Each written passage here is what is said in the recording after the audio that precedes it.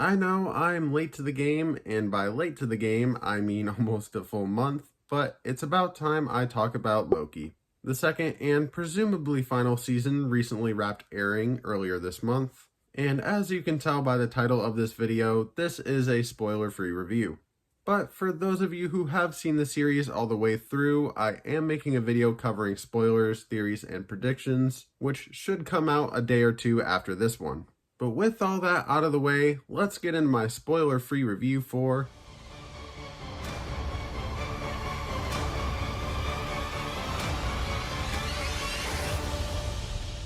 Come on. What did you expect?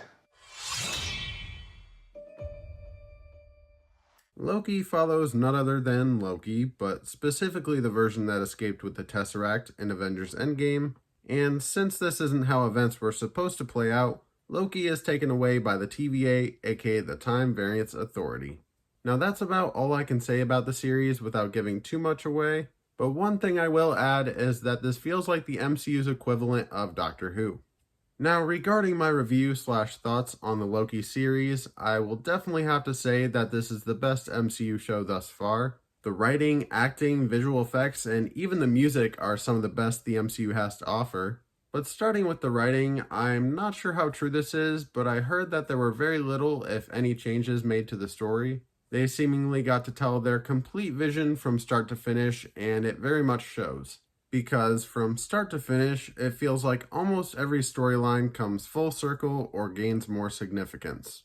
And by saying that, I should add that this show is quite dense story-wise, specifically more with Season 2 than 1, so it's definitely not a show to have on in the background or watch while you're tired.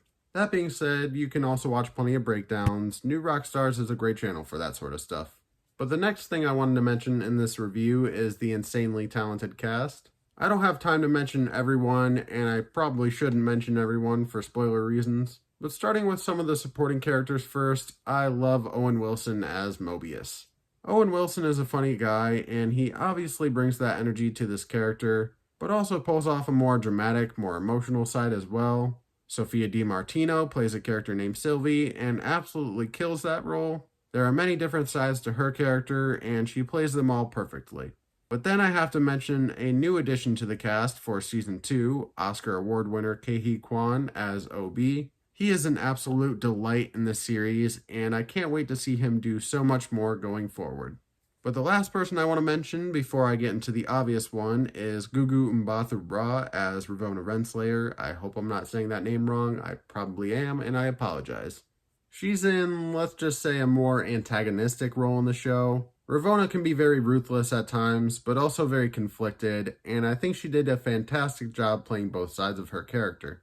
But alright, now time to mention the obvious standout of the Loki series, and that is Loki Laufeyson himself, Tom Hiddleston. Of course, Tom Hiddleston is freaking amazing in this show, there's really no surprise there. But what I love is that he finally gets to play around a bit and make this character truly his own. He seemed like he was having such a good time making it, while seeming to understand exactly what was needed of him. So I think it goes without saying, but I am sure glad he wasn't our Thor. Now on to the last two things I want to mention, which are the visual effects and the music.